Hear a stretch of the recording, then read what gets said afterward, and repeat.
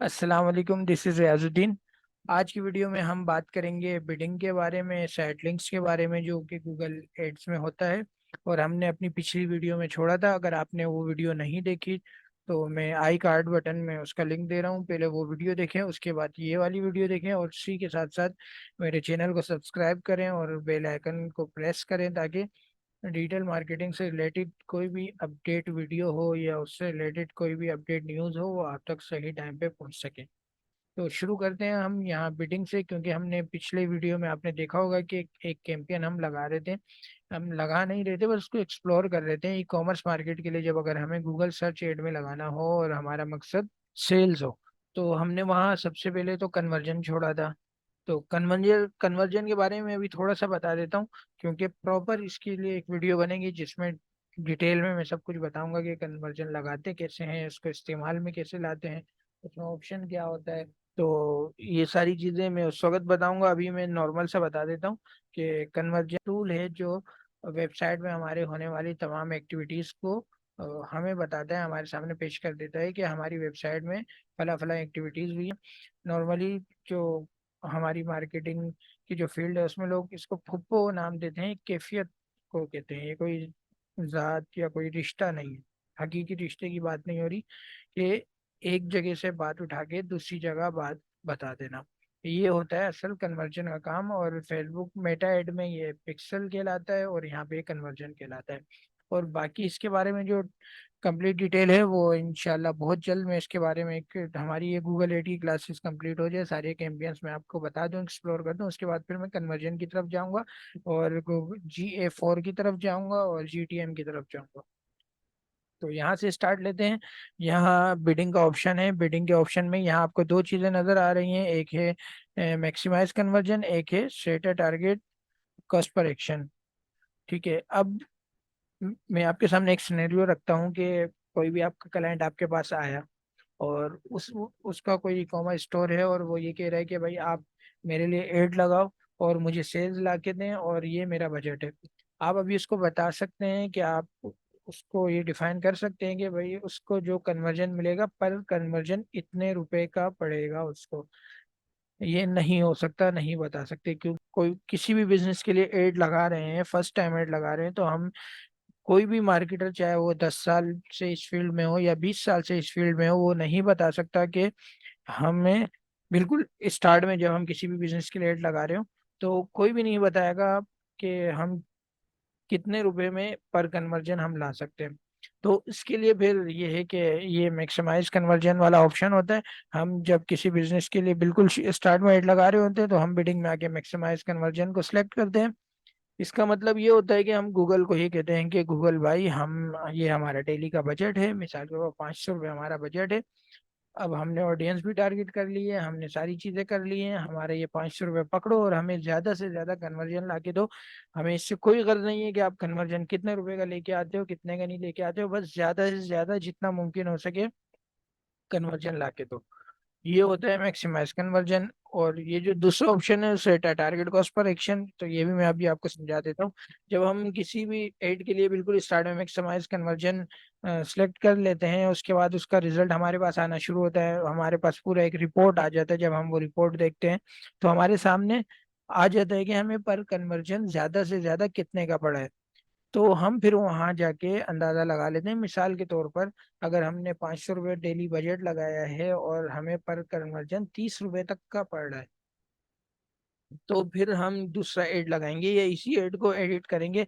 यहाँ पे आएंगे और set a target use cost per action में क्लिक करेंगे और यहाँ नीचे जो ऑप्शन है यहाँ हम 30 रुपये लिख देंगे कि भाई गूगल भाई हमारा तो डेली का बजट ये 500 रुपये है, हमें ये 500 रुपये डेली लगाना है, आप हमें कन्वर्जन तो ला के दोगे लेकिन कोई भी कन्वर्जन 30 रुपये से ऊपर नहीं होना चाहिए। 30 रुपये से नीचे हो तो चलेगा लेकिन 30 रुपये से ऊपर कोई भी कन्वर्जन नहीं जाना चाहिए। ये होता है cost per action, target CPA। तो मैं एक तो हम मार्केटिंग की फील्ड में जब किसी भी बिजनेस के लिए एड लगा रहे होते हैं तो रिकमेंडेड यही होता है, स्टार्ट में मैक्सिमाइज कन्वर्जन की तरफ जाते हैं। फिर एक दो हफ्ते वहाँ एड चलाने के बाद जो रिजल्ट हमारे सामने आता है वहाँ से हम देखते हैं कि हमें कन्वर्जन कितने का पड़ा है, तो हम फिर उसी हिसाब से ये दूसरा टारगेट CPA का ऑप्शन सेलेक्ट कर लेते हैं। और दूसरी बात ये है कि किसी भी कैंपेन में उसकी कामयाबी के लिए बिडिंग बहुत अहमियत का हामिल होता है। आप जितनी अच्छी बिडिंग करेंगे, जितनी अच्छे तरीके से बिडिंग करेंगे और टेक्निक के साथ बिडिंग करेंगे, आपका एड उतना ही अच्छा काम करेगा और आपको अच्छा रिजल्ट ला के देगा। इसके बाद ये आ रहा है कि only bid for new customers, मतलब इसमें ये बता रहे हैं कि हमारे जो न्यू कस्टमर्स हैं उनके लिए बिडिंग करें। मतलब इसका मतलब ये है कि कोई किसी भी बंदे ने हमारे वेबसाइट में आके सेल परचेज, सॉरी सेल बोल रहा हूँ, परचेज, कुछ भी परचेज किया हो, तो हम गूगल को ये कह रहे हैं कि दोबारा उनको एड नहीं दिखाओ, नए कस्टमर लेके आओ और नए कस्टमर लाने के लिए बिडिंग करो। तो हम इसको सिलेक्ट नहीं करते हैं, क्योंकि ये चीजें उस वक्त होती हैं जब किसी इंस्टीट्यूट के लिए हम लगा रहे हो, क्योंकि वहां पे हमारे इंस्टीट्यूट में जब कोई एक बार हमारा स्टूडेंट बन जाता है फिर दोबारा हम उसको टारगेट नहीं करते। अब चूंकि ये सेल परचेज वाला ई कॉमर्स वेबसाइट के लिए है, उसमें जितनी बार बंदा, एक ही बंदा बार बार भी अगर परचेस करेगा कुछ भी, तो हम उसको कन्वर्जन में शामिल करेंगे। फिर यहाँ पे आ जाते हैं नेक्स्ट के बटन में, ब्लू बटन में हम क्लिक करते हैं तो हमारे पास ये नेटवर्क का ऑप्शन आ रहा है। तो हमने ये भी पढ़ लिया था पिछली वीडियो में, और ये सारी चीजें हमने देख ली थी। और इसके बाद हम आ जाते हैं, अब यहाँ पे कीवर्ड्स का ऑप्शन है। तो कीवर्ड्स के बारे में मैंने आपको कहा था कि मैं आप बताऊंगा कि कीवर्ड प्लेनर कैसे यूज करते हैं, उसके लिए भी एक वीडियो बनाऊंगा। अब ये थोड़ा सा मुझे एडवांस लग रहा है, इसमें हमें कीवर्ड टाइप्स भी समझना होगा, तो अगर मैं ये समझाने लगी तो ये वीडियो बहुत लंबी हो जाएगी, इसलिए इसको छोड़ देते हैं हम उस वीडियो में जब हम कीवर्ड प्लेनर के बारे में बात करेंगे कि कीवर्ड को कैसे टारगेट करना है। फिर मैंने यहाँ मोर सेटिंग में क्लिक किया तो मेरे सामने ये ऑप्शन आया। एड रोटेशन के बारे में भी बात कर ली थी, स्टार्ट एंड एंड डेट्स के बारे में बात कर ली थी, एड स्केजुअल के बारे में बात कर ली थी, और कैंपेन यूआरएल ऑप्शन इसको छोड़ दें, ब्रांड रिस्ट्रिक्शन भी इसको भी छोड़ दें क्योंकि हमारे काम का है नहीं। तो हम यहाँ नेक्स्ट में, जो नेक्स्ट का ब्लू बटन है, इसमें क्लिक करते हैं। इसको क्लिक करने के बाद हमारे सामने एड ग्रुप का ऑप्शन आ गया। मैंने आपको पिछली वीडियो में बता दिया था कि भाई यहाँ पे 3 लेवल होते हैं। एक कैंपेन लेवल होता है जिसको हम ग्रैंड पेरेंट्स लेवल कहते हैं, एक एड ग्रुप लेवल होता है जिनको हम पेरेंट्स लेवल कहते हैं, और इसके बाद आता है कि एड लेवल, इसको हम किड्स लेवल भी कहते हैं। ठीक है, ये हमने पढ़ लिया था और ये मैंने आपको बता दिया कि भाई किस तरह हम कीवर्ड यहाँ पे ऐड कर सकते हैं, और कीवर्ड कैसे रिसर्च करना है उसके बारे में बाद में बता दूंगा। एक वीडियो बनाऊंगा प्रॉपर, फिर आप वहाँ देख लीजिएगा। अब यहाँ पे आ गया एड्स लेवल, मतलब ये किड्स लेवल आ गया। ये वो लेवल है जो हमारे ऑडियंस को शो होगा, इसलिए हम इसको ज़्यादा से ज़्यादा अच्छा करने की कोशिश करेंगे। तो यहाँ फाइनल यूआरएल आ गया, मतलब ये वो यू वेबसाइट का यूआरएल मांग रहे हैं, जिस साइट के थ्रू, जिस वेबसाइट पे हम अपने ऑडियंस को लैंडिंग करवाना चाह रहे हैं, या उस वेबसाइट की यूआरएल मांग रहे हैं। तो मैं यहाँ पे क्लाइंट्स के यूआरएल आपको वेबसाइट नहीं दिखा सकता, तो कुछ प्राइवेसी इश्यू होती हैं, इस वजह से मैं यहाँ आपके सामने, मैंने दराज की वेबसाइट खोली हुई है, मैं दराज की लिंक को कॉपी करूंगा यहाँ से। दराज की लिंक को कॉपी करने के बाद मैं यहाँ इसको पेस्ट कर देता हूँ। तो अब यहाँ ये देखें मेरे सामने, ये मेरा ऐड तैयार हो रहा है, मतलब ये वो ऐड है जो मेरे कस्टमर को शो होगा, मेरे हमारे ऑडियंस को शो होगा। ठीक है, अब ये हमारा जो जो भी वेबसाइट होगा XYZ, उसका लिंक यहाँ पे शो होगा। अब यहाँ डिस्प्ले पाथ का ऑप्शन है। तो डिस्प्ले पाथ का ऑप्शन ये है कि आपने देखा होगा कि बहुत सारे, क्योंकि ये मशहूर ब्रांड है दराज, तो इसका जो लिंक है वो थोड़ा सा अच्छा लग रहा है, वरना जो क्लाइंट्स के वेबसाइट होते हैं क्योंकि वो मशहूर इतने नहीं होते, जब हम उनका लिंक कॉपी करते हैं तो यहाँ पे कुछ अजीब सी शक्ल में हमारे सामने आया हुआ था, जैसे ये मैंने लिख लिया मिसाल के तौर पर। तो अब ये चीज़ें अच्छी नहीं लग रही होती कि हमारे ऐड में ये शो हो, तो सब समझेंगे कि ये स्पैम है, सॉरी, मतलब ये कि काम का ऐड नहीं है। तो इसको अच्छा दिखाने के लिए ये वाला गूगल ने हमें ऑप्शन दिया हुआ है डिस्प्ले पाथ का। मतलब ये है कि हम यहाँ वो चीज़ लिख लेंगे अपने ऐड से या अपने सर्विस से, अपने प्रोडक्ट से रिलेटेड, जो हमारे ऑडियंस को शो और उनको दिखने में अच्छा लगे। ये जो आपको लिंक नजर आ रहा है www.raj.pk फिर स्लैश, इसके साथ अब जो मैं लिखूंगा वो इसके आगे आ जाएगा, क्योंकि ये ऑनलाइन शॉपिंग स्टोर है, ई कॉमर्स स्टोर है, तो मैं यहाँ ऑनलाइन शॉपिंग ही लिख लेता हूँ। आप अपने प्रोडक्ट, अपने सर्विस, अपने क्लाइंट के हिसाब से लिखेंगे जो भी आपको लिखना होगा। अब ये देखें ऑनलाइन शॉपिंग मैंने यहाँ पे लिखा, तो यहाँ पे अब ऑनलाइन शॉपिंग आ जाएगा। अब ये देखने में भी अच्छा लग रहा है कि हाँ, अब ये कोई अच्छा लिंक दिया होगा, अब वो कस्टमर आएगा इस एड में क्लिक भी करेगा, क्योंकि सारा खेल होता है अंगूठे के क्लिक का। अगर आपके एड को क्लाइंट ने या कस्टमर ने, ऑडियंस ने क्लिक कर लिया और वो आपके वेबसाइट में आ गया, तो कुछ ना कुछ आप अपने वेबसाइट को इतना अच्छा करें कि वो देखे और वो वहां से खरीदने पे मजबूर हो जाए। अच्छा करना कैसे होता है, ये कि आप कोशिश ये करें कि आपका वेबसाइट विद इन 5 सेकेंड खुल जाए। ज़्यादा टाइम ना ले, ज़्यादा टाइम लेगा तो कस्टमर उसको बैक कर देगा या उसको क्लोज कर देगा, वहां से परचेज नहीं करेगा। इसके बाद यहाँ कॉल टू एक्शन का बटन है, मतलब यहाँ ये कॉल्स इसलिए सिलेक्ट हुआ हुआ है क्योंकि गलती से कैंपेन टाइप और गोल सिलेक्ट करते हुए मुझसे कॉल्स का ऑप्शन क्लिक हो गया था, वरना यहाँ पे वेबसाइट विजिट विजिट का ऑप्शन आता है। और जो मतलब आप यहाँ पे करना चाहें, जैसे मिसाल के तौर पर परचेज ना हो, बाय ना हो, इनरोल ना हो, मतलब हर ऑप्शन, तमाम तरीके के ऑप्शन आते हैं, जो आप यहाँ से देखना चाहे वो आप कर सकते हैं। मैं भी उस तरफ नहीं जा रहा क्योंकि बड़ा लंबा चौड़ा काम हो जाएगा। अगले कैंपेन जब मैं बना रहा हूँ तो वीडियो एड के लिए या यूट्यूब वीडियो एड के लिए, तो उसमें मैं आपको ये चीज़ समझा दूंगा कि हम गोल जो सिलेक्ट करते हैं फिर उसमें एड लगाते वक्त फिर ये कॉल कॉल टू एक्शन के उसमें हमारे पास ऑप्शन आ जाता है। अब चूंकि वो कॉल मेरे से वहाँ पे फोन कॉल वहाँ से मेरे से सिलेक्ट हो गया था, इसलिए यहाँ पे कॉल का ऑप्शन आ रहा है। तो आप इसको अभी छोड़ दें। आपने बस ख्याल ये करना है कि गोल सेलेक्ट करते हुए जो आपको मेन गोल है वो सिलेक्ट करेंगे, तो यहाँ पे फिर आप अपनी मर्जी से जो आपका मेन गोल है उसको कॉल टू एक्शन बना सकते हैं। इसके बाद यहाँ पे हेडलाइन का ऑप्शन आ गया। हेडलाइन का मतलब ये है कि आप अपने ऐड में मेन मेन हेडलाइन क्या ऐड करना चाह रहे हैं। चूंकि ये ऑनलाइन शॉपिंग स्टोर है तो मैं उसी हिसाब से करता हूँ, कुछ भी ऐड कर लेता हूँ आपके सामने। आप एक प्रॉपर रिसर्च करेंगे और चैट जीपीटी को यूज़ करेंगे कि किस तरह चैट जीपीटी को यूज़ करके हम कॉपी लिख सकते हैं। मैंने एक छोटी सी वीडियो भी बनाई थी शॉर्ट्स की सूरत में, आप जाके देख सकते हैं। मेरे चैनल को से जब मेरे शॉर्ट्स देखेंगे तो मैंने उसमें ये लिखा हुआ है कि हम चैट जीपीटी को यूज़ करके किस तरह कॉपी राइटिंग कर सकते हैं या प्रपोजल, अपवर्क में प्रपोजल लिख सकते हैं। चलिए मैं हेडलाइन आपके सामने कुछ भी लिख लेता हूँ, यहाँ पे मैं ऑनलाइन शॉपिंग लिख लेता हूँ। कम से कम 3 हेडलाइन आपने लिखने होंगे। यहाँ पे मैंने एक ऑनलाइन शॉपिंग लिख दिया और इसके बाद में लिख लेता हूँ परचेज नाउ।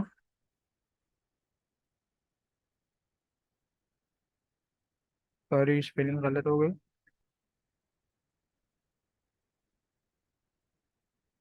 परचेज नाउ मैंने सेलेक्ट कर दिया।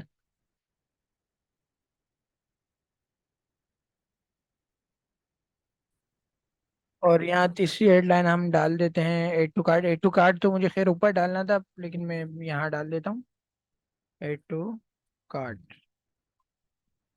अब यहाँ ये एड टू कार्ट का भी आ गया। अब अगर आपको एड में ये सारी चीज़ें नज़र आ जाएं तो देख लिएगा। अब ये देखें यहाँ पे हमारा एड शो हो रहा है हमें परचेज ना ऑनलाइन शॉपिंग। और इसके अलावा अगर मैं इसको यहाँ लेके आऊँ लैपटॉप में तो ये देखें हमारा जो ऐड होगा ना वो इस तरह शो होगा। और इसके बाद नीचे आ जाए, हेडलाइन से नीचे आ जाए। अब यहाँ पे हेडलाइन के काफ़ी ऑप्शन है, आप जितने चाहे ऐड कर सकते हैं। इसके बाद डिस्क्रिप्शन है, आपको डिस्क्रिप्शन भी लिखना होगा, कम से कम 2 डिस्क्रिप्शन हो तो आपका ऐड चलेगा। और इससे ज़्यादा अगर आप ऐड करना चाहें तो आप कर सकते हैं। तो मैं यहाँ कुछ भी ऐड कर लेता हूँ, मिसाल के तौर पर लिख रहे हैं दराज डॉट पी के बारे में लिख लेता हूँ। दराज डॉट पी के is trustable online shopping store. अब ये मैंने ये 90 लेटर्स का आप लिख सकते हैं, तो मैंने इसमें से 43 का लिख लिया है। अब ये कैसे शो हो रहा है यहाँ पे आप ये इस तरह शो होगा दराज डॉट पी के ट्रस्टेबल ऑनलाइन शॉपिंग स्टोर।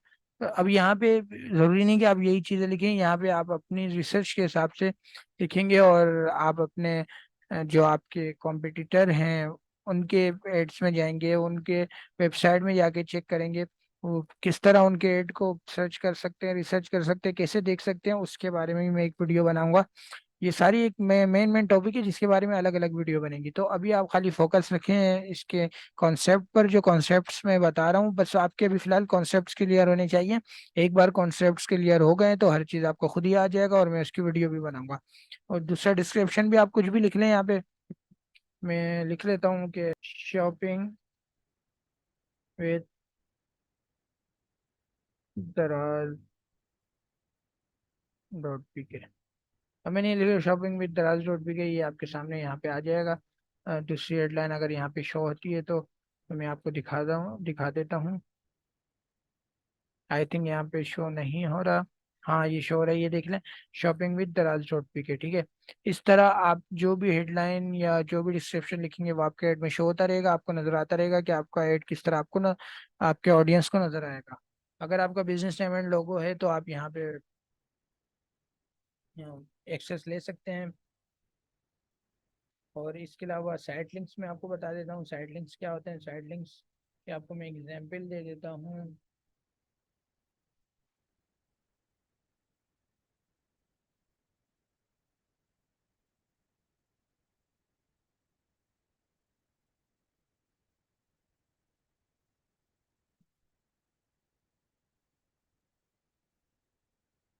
अब ये देखें, ये आपके सामने ये पिज़्ज़ा हट वालों का एड शो हो रहा है।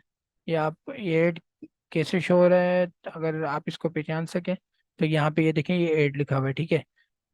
ये पिज़्ज़ा हट वालों का एड शो हो रहा है। अब यहाँ पे ऑर्डर ऑनलाइन पिज़्ज़ा हट और इसके अलावा फ्री चीज स्टेक और कस्टम पिज़्ज़ा, ये सारे साइड लिंक्स है उसने, ये उसका एड है, ये उसका यूआरएल है, सॉरी ये उसका हेडलाइन वगैरह जो भी है। और ये फिर इसके साइड लिंक है। आप जब जितने भी साइड लिंक ऐड करेंगे तो वो इस तरह आपके सामने ऐड होते रहेंगे। अब यहाँ पे जो मेरा शो हो रहा है वो मैंने किसी इंस्टीट्यूट के लिए एक लगाया था, तो ये उसके शो हो रहे हैं। इसी तरह साइड लिंक्स लगते हैं, ठीक है। और इसके अलावा बाकी ऑप्शन छोड़ दें, वो आप काम के नहीं है। तो हम जाएंगे यहाँ से सीधा डन में, डन के ऑप्शन में। तो यहाँ पे हमें शो हो जाएगा कि हमारा ऐड किस तरह शो होगा और क्या क्या हमने इसमें ऐड किया वो यहाँ हमें नज़र आ जाएगा। इसके बाद जाएंगे हम नेक्स्ट ब्लू बटन में। नेक्स्ट के ब्लू बटन में जाके तो यहाँ वो अब मैं हमसे पूछ रहा है कि भाई हमारा क्या डेली बजट होना चाहिए, तो हम यहाँ लिखेंगे। मैं मिसाल के 500 लिख लेता हूँ। इसके बाद हम करेंगे नेक्स्ट पे क्लिक। अब हम नेक्स्ट में क्लिक करेंगे तो यहाँ से आप देखेंगे कि आपने क्या क्या ऐड किया है और आपको क्या क्या चाहिए यहाँ पे।